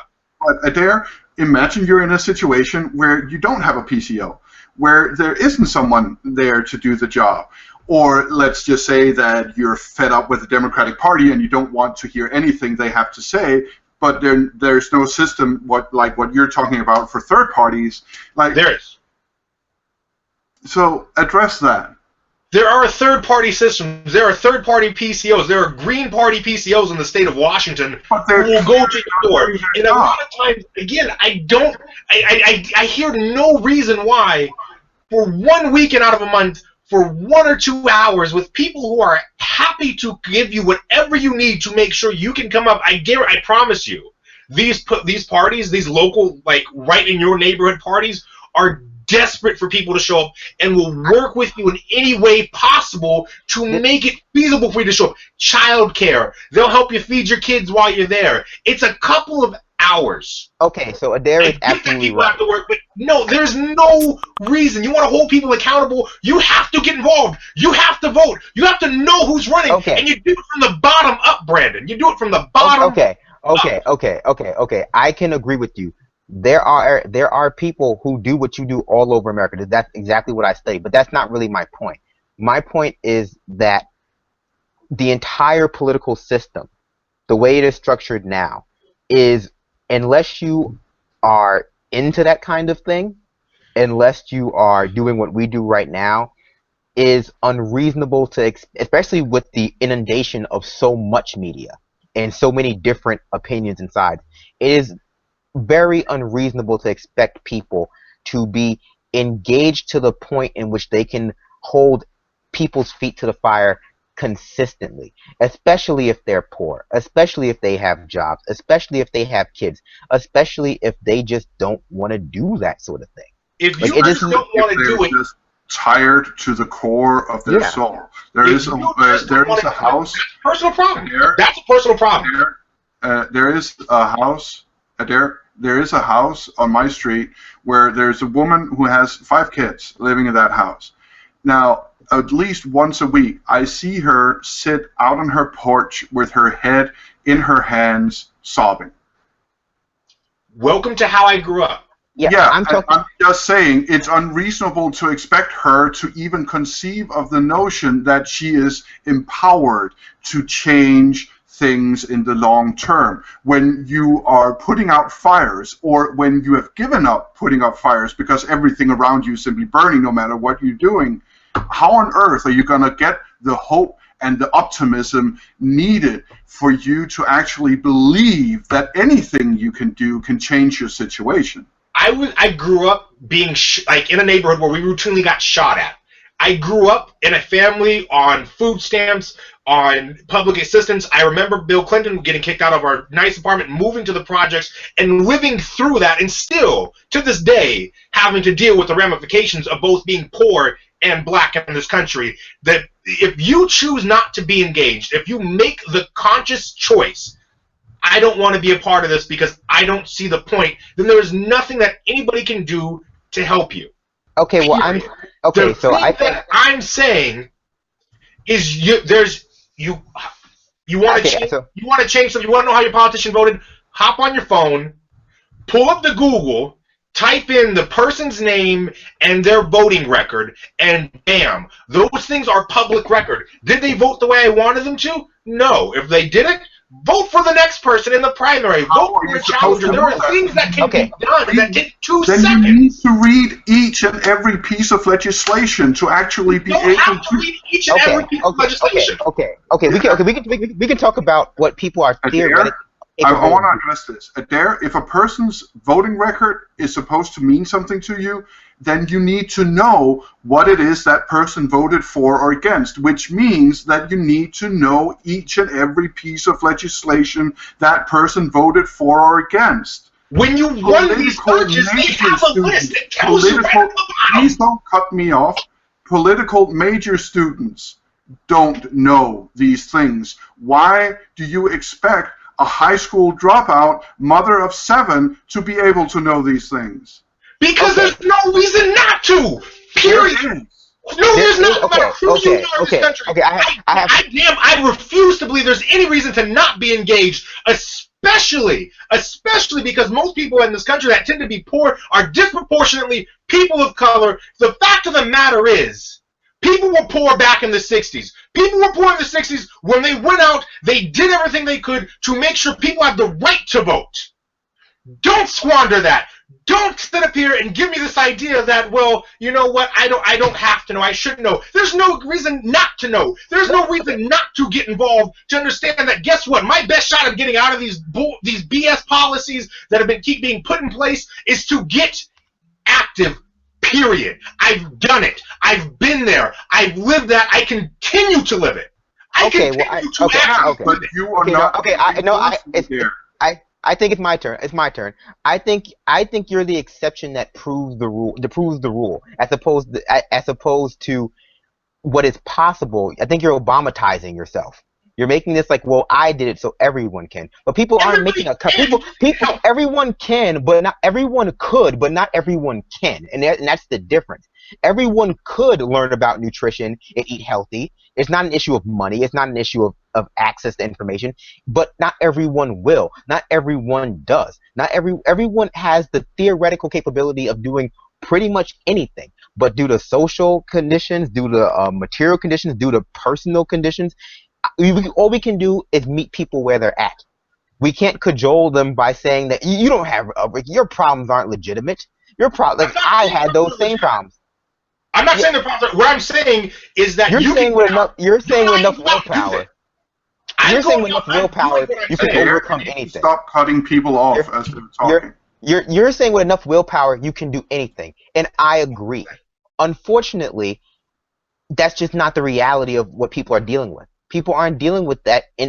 Not everyone has that, and that's why we need representatives. That's why we need people like you, people like me, people like Bernie Sanders, people like Lawrence Steiner, who like the exceptional people who can go out and say, I have empathy for these people.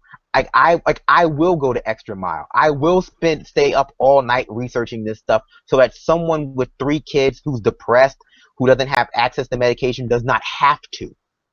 We will drag them into the light. Like, we will help them. Unfortunately, we have a political leadership who does not have that empathy. But here's what I'm saying, Matt. No, go ahead, finish. No. I mean, and so that's my point. It's like yes, people could theoretically do these things, but a lot of them can't for so many different reasons that range from completely illegitimate, like I forgot to vote, to completely illegitimate. Like, my job would not give me the day off, and if I don't work today, for both of my jobs, from 9 to 9 or 9 to 12, I won't get paid, and I can't afford my medication. And so it's not up to me or anyone to call someone's excuse illegitimate. It's just up to me to go, okay, well, I'm going to offer you solutions, realistic ones, and if you can't do it, give me your story. I'll speak. I will help you. I will help give your voice. Get your voice heard. but it's like that. It's just like I mean, I was a personal trainer for a long time, and there are so many people who want to do it, but they just can't for whatever reason. And like, so it's not just about politics. This is about the human condition in life. And like, and life is hard. It's really hard. And you should be commended because you did something that you showed up. And 80% of people never show up. And so, like, don't minimize what you've done. Here's my bone, man. And this is what's getting under my skin. Don't bone me, man. Shut up. Simply this. We don't disagree on that, Brandon. What I'm saying is that there are those of us out there who need to go and do it. I'm not saying anybody's reasoning is illegitimate. I'm saying that, guess what? It can be done. And those of us that can do it have a moral responsibility to going back and doing it. One of the things I've committed to doing for the local party is going to the poorest areas in Tacoma and knocking on doors. Because I'm from that area, and I know those people. I can be like, hey, here is the information. Those of us that can must. So those who cannot, for physical, mental reasons, whatever, who don't know about things like early voting in most states, who can mail in a ballot. You know, there are multiple ways to get things through if you can't be there in person. Those of us who are able to, need to get up and go do it. And that is the problem that I have, is there are a lot of people who sit here and talk sanctimoniously about, well, this, and this. Get up and go do the damn thing. Get up and participate. Get up and help out those who cannot. That is your moral responsibility. If you want more of this conversation, be sure to check out TBD, Two Black Dudes podcast. I can agree with you. So I think now, like, we're seeing where we intersect here. And what I would say too is that when it comes down to Bernie or bust and a lot of this sort of the huge hoopla about it, there are legitimate reasons to not vote for Hillary Clinton. There are legitimate reasons to do a lot of things. But I will say that a lot of people gave up on the system before they ever tried it, and that's unacceptable. Like, to give up on the system before you try it, no matter what you've heard, you know, to assume that every avenue is illegitimate before you've tried, because you've only tried one, it's understandable, but it's not. But that's not a good excuse to say, well, I voted in the presidential election and that was corrupt, so I'm never going to vote again in anything. That's stupid. Like, at that point, that's just illegitimate. But I don't, like, we don't disagree enough for me to come up with any kind of, like, to. Yeah, you guys are actually agreeing more than you're not agreeing. I just think you were being too aggressive with, you know, making it seem as though you were talking about everyone who just doesn't go. I know who he's yelling at. He's yelling at me. He's yelling. I know exactly who Adair is yelling at. He's right. We are sitting. The human condition is we're fucking lazy, especially in this country. We're either lazy or we're working our ass off. And there's two types of people in this world. You know, my mother-in-law is in a nursing home, which a lot of us are going to end up in. And there's one dude there. These CNAs have 11 patients per CNA. And I'm not going to say any names, but this one guy works 16 hours a day, double shifts, because that's the only way he can make a living, because he doesn't have a living wage. Yep. So he's working 16 hours back to back all week long. Then I'm sure he's going home and taking care of folks at home, because people that do that, they do that for people at home too. So then he probably doesn't have internet because he can't afford cable. And it's not free anywhere. So there's that. And, you know, go to the library. Okay. So, you know, and so that's, I don't know, that's not the guy you're yelling at, Dare. I know. Well, you're yelling at me sitting here playing Assassin's Creed 3 all day long and tweeting about Jill Stein's press conference tomorrow, which we're going to cover live, people. Well, I mean, okay, so I've had So I have to cut in here, Brandon. I'm sorry. Sorry. No, go ahead. We are rounding out our show as goes on the Benjamin Dixon Show channel, but I think we're gonna continue the conversation here. It's too good, and it's gonna go further. So, to those of you who want to keep up with Benjamin Dixon and what he's going to be talking about the next hour, go to the Benjamin Dixon Show channel. Those of you on the Benjamin Dixon Show channel who likes this discussion and wants to hear where we're going to take it over the next, I don't know, 15, 20 minutes, go to projectsanity.org. In either case, this is the Project Sanity channel. This is the Project Sanity show. My name is Nis Vincent Peterson, and I am the co-host and co-creator of the show. My partner, Richard Green, could not be here today, so I'm having an excellent discussion with Adair Schmidt, Brandon, and Dave Conan. And we have been trying to do some news today, but we haven't been able to go very far without everyone going off on very interesting tangents. And I would like to say to those of you who are interested in the live Jill Stein press conference, Dave, can you tell us when that will be? There are people in the chat room asking curiously when it will be. Yeah, I just threw that cherry bomb in there. That's at 8:30 East, 8:30 Pacific, right, Brandon? 11:30 Eastern. Yeah. And we're going to bring it to you live here at projectsanity.org. We just heard about it today, and it's going to be about Brandon is in NYC, so he's going to cover it for us. And I think, Brandon, she's going to talk about the Green New Deal and the debates, I believe, right?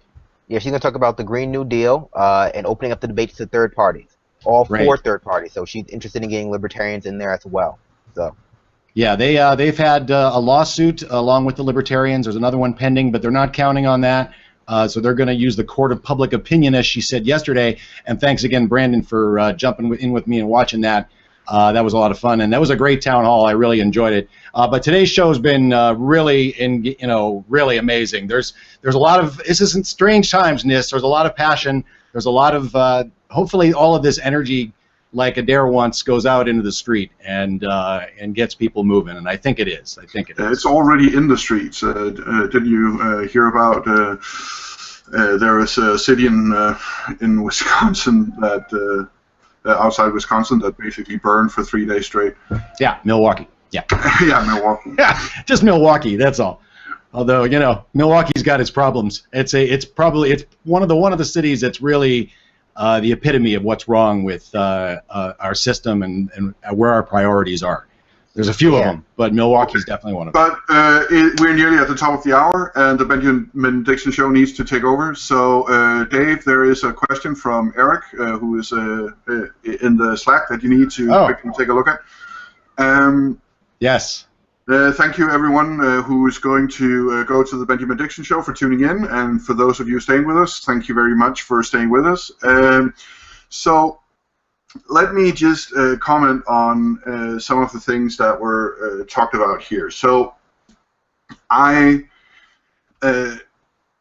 believe that engagement in politics is necessary for anyone to be able to bitch about current situations, to complain, and because if you're not engaged, if you're not actually working on changing things, then how can you complain about the results that you're sitting with? But at the same time, you also have circumstance. So it has to go beyond saying just, oh, it's your personal responsibility to do something about it. That's an easy quip. And it's a very provocative statement because there are people who are shackled on hands and feet, who are unable to do things. So I would say the example that you came with, Adair, with, in the 60s, people were also poor. And you had the Martin Luther King marches, and you had Malcolm X. And you're right, they were also poor back then. But they're actually poorer now. They're more segregated now than then. There are more people imprisoned now than then. There are more people without fathers in their lives because they've either been shot or sent to prison now than then. So it's happening on a greater scale than South Africa's apartheid. Like, the poverty disparity between black and white is bigger than then. And you also had a very key institution back then, I think. You had the churches. Now, it didn't matter what level of education you had. Most people would be going, a lot of people would be going to church. And in the church, the preacher would have people go do social engagement. So thus you get people of all age groups and all backgrounds and educations to go march together in the streets with Martin Luther King or with Malcolm X. So I would say that is the network of churches that was built around that has fallen under hard times and ill repute as far as I've been informed since then. So with that network not being there anymore, plus less and less people actually going to church. Structuralism. You're right. You can't parallel things don't do across that time and anymore. space, but you can point out commonalities between the two. Yeah, but they. Oh, you know what? Yeah, okay. Has the black You go- condition improved much since the you go- 60s? Can we be You go real? first. You go first. It's gotten worse. I'm not The going to 60s actually talk about the 60s, Brandon, very much. Like, that's not the crux of my argument. The 60s, because of World War II and the GI Bill and a lot of things that happened to black communities we after lying? the 60s, like in that intervening time. Right, and No, I that's right. realize that, but that's, again, not the crux of my argument. The crux of my argument is completely different. That was just... I'm gonna let more, you- and it's more of an anecdotal... It's anecdotally used, and I will explain why I say that more I'm gonna in let my you be wrong about it and just let's move on. I'm gracious like that. We're gonna be up soon. You're frozen on me, Nis. Is everyone else seeing him move? He's moving. Oh, he's frozen for me, so that might just be me then. Never mind. All right. So, because while we were gone, Brad and I had a miniature conversation about why I used the example of the 60s to begin with. To make it simple, I've grown up my entire life being told by elder members of my black family, you have no reason to not vote. I didn't go out and march and get beaten for you not to do this shit. That is the actual words that have been spoken to me about being told you're gonna go out and vote. Now, mind you, today it's not the 60s, and again, the reason why I brought it up was that anecdotal piece of evidence. But here's what I'm saying: I've literally lived through that. I continue to this day to live through poverty, to live through being black. Have pulled myself up with whatever instruments were given to me, where people said, hey, you know what, here's a free lunch, and I damn sure took that free lunch. And what I am saying, and the crux of my argument, is those of us who are able need to go out and start handing those free lunches back out to the people in our communities. Those of us that are able to walk down the street and knock on a door and tell a neighbor, hey, you know what, I know the elections are coming up. I know you've got a lot of stuff going on. So I did some research, and I'm walking down and going door to door to help people out. Because guess what? The only way we're going to change things is if we change them working locally and together. And now I'm not saying that everybody doesn't have a reason to not vote. What I am saying is those who have the ability to help out their neighbors, who have the ability, who see these things happening, yet do nothing to help, do nothing to go around and be like, well, hey, here's this, here's that, here's these things, are failing their communities, and those are the people that I am most angry at. I get that you have people who work a lot. That's fine. I'm not talking to the person who's working 4 jobs every day of the week. I have friends who work multiple jobs who don't have weekends off. I understand that. I am talking to those of us who are lucky enough and privileged enough to have those weekends off. To sit up here and tell me that you can't spend 2 hours a month at a meeting because you might be bored is garbage.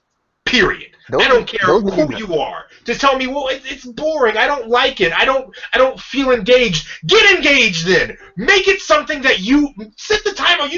No excuses for that. That's garbage. That's absolute trash. Too many people have sat up here and worked too damn hard for everybody to be able to do that, for people not to. That's why even no matter how busy I get, and this is just a personal choice, I'm going to make that time to sit up here and go to those meetings, to knock on those doors, to get that information out to people. That's why I do this show. That's why we all do this show, I feel, to get that information out to folks. We have the ability, and so we're doing something. And that is the issue that I have. If you have the ability, use it. First of all, don't presume. I do this show to put it on my dating profile site. That's why I do this show. Second of all, I think that you have a very restrictive definition of choice and ability to do something. And I've done teaching. I've taught at the university level. I've personal trained, and I've done a lot of things where people have just mental blocks from years and years, and sometimes generations. Because we talk about the '60s, the '60s and the failure of the '60s to actually improve anything. Look, let's not be wrong. Let's not get mixed up. Martin Luther King, he did great things, but nothing has improved since the '60s in any meaningful way. Things in terms of the poverty in the black community since the '60s, integration, it's worse. So the '60s provide context for a lot of people, and they either declare racism over, or they're just even with the best of us failed, and that's a very demoralizing thing. So from my perspective, if someone tells me that they can't do something, even if someone tells me that they can't run a mile, they can't do these things, a lot of times that's 90% mental, because those meetings aren't boring. That's my whole dissertation. Those meetings are amazing. They are so fun and so just full of life and vibrant. But that's a self-selected group. Those are the people who not only have the ability but the desire, and those are the exceptional people. I can't. It sounds like I'm talking them up, but so many people are depressed. Have mild depression from this electoral cycle, which is basically the Bataan Death March. That it's just not something they can think about right now. And I think that there's something wrong with that, but it's not their personal problem. The fact that we have a system that disengages people so thoroughly that makes people not want to participate is the problem. And I don't think that it is right to sort of defer that to the populace and say, okay, yeah, our system is positioned in a way that the media, the establishment, that the infrastructure, legal, and material, because the buildings also suck and are boring, are designed to make you disenchanted. But you have to fight that. You have to get over that and be enchanted anyway. No, come on. I think that the first step is the people who are engaged is to make the system more attractive, make people want to be part of it, make people want to come to those meetings, and then that's the way you move forward. That's the way you meet people halfway. And then you improve, and then once you get more people, you improve the material and economic conditions of those who are too depressed from being poor to be part of this. They are too depressed from generational poverty. They don't and then you have to tackle a structural issue at some point. The structural barriers that cause psychological problems. I get what you're saying. People should be engaged, and everyone should go out and do these things. And if you have the ability and you have the free time and you spend 4 hours a day on Reddit instead of going to these meetings or reading Vox or HuffPo, come on, guy, come on, come on. But it's at a certain point, the system is so bad at being attractive that I can't in good conscience demonize people who are turned off by it. It's unfortunate, but things have to change. Let me give you a little bit of background that I haven't already, right? So again, I've come up from poverty. I've also been homeless 3 times while in college. I've been on the verge of homelessness more often than not while trying to study, while trying to go to university, while also working at a university hospital. I got all that. I understand that there are actual barriers to things. I've had my first quarter of college, I could not get out of bed for spring quarter because I was too depressed. I understand that things have to change. You're not offering any solutions to getting things to change. You know how you get things to change? You actually have to get people in there, and those who have the ability to do these things. It's that chain reaction. When I've gone out and I've knocked on doors out here where I live, and I've talked to folks, and I see this look on their face like, wow, wait, there's stuff I can do? I had no idea. I had no idea that there was a meeting that happened once a month at a pizza joint up the street and people would be willing to help me out and feed my kids. I had no idea that this person running for election for the state senate was from right here in University Place and she was easy to get a hold of. I had no idea that there are different ways to get involved. I just thought it was about the president, and that's it. And that's the crux of my argument, is that people who have the ability, like myself, like you, like those of us who contribute for the most part, who are able to go out and knock on a door, to talk to a friend, talk to a neighbor, have a conversation, and watch people's faces light up, especially people like you and me, Brandon, especially in the black community. When I was acting as PCO at the caucuses, and I had black folks come in and hand me their paper, I was like, hey, I'm your PCO, my name's Adair Schmidt. This looked like, wow, what? This black dude is a part of this? He's involved in this? Our legislative district party, the vice chair is a black dude. Getting people involved and saying, hey, you know what, there's people who look like me that are here, as a way to kind of counteract this generations long of whatever you do, it doesn't matter. Visibility is important. Being able to go and knock on the door, bang, bang, bang, bang, bang. Here's some voting information, man. I don't care who you vote for, just do it. But here's the information. Let me help you out. Let me level that playing field, especially in poor communities. Wait. Are you saying that you were a POC, PCO? PCO. So you were a POC, PCO. Against the TPP. And I am against the TPP. But Adair, when you hand that flyer to that person, you're handing him your opinion on who that person should vote for. You're not handing him objective information on voting information. What do we do on the show, Nis? Do we try to put nuance into things, right? We try to have a real, honest conversation that just doesn't give that level of bias we see on like MSNBC or Fox, right? Mm-hmm. That's the same thing that people who are active need to do. Yeah. Now, I agree with you. I agree with you that a lot of times, a lot of PCOs will just be like, here's the party line, here you go. But I think that's different, and I think that's one of the things I love about Washington State's political process, and why I love the caucuses as opposed to primaries. I sit down with my neighbors when it comes time to vote on things like that. We sit down together, and everybody has a conversation. So when I go and knock on doors, my biggest goal, have a conversation, introduce myself, I'm your neighbor, build this community, and that's how we're going to get people involved. Because you know what, here's one of the things I remember from growing up in the projects with people who suffer from depression, who have this apathy towards life. The one saying that got us by was, we may not have much, but we take care of our own. And so we may not have much in the way of people out there right now knocking on doors, running for office, being politically engaged at all. But we need to take care of our own. And that is why those of us who are able to need to go back and do this for those who are not. That woman who, might be on her porch crying, going up and offering, like, hey, I see you're upset. Is there anything that I can do? Both just being a regular human being and establishing that level of relationship, that trust, that you're my neighbor, is important. But also then coming back and being like, hey, you know what?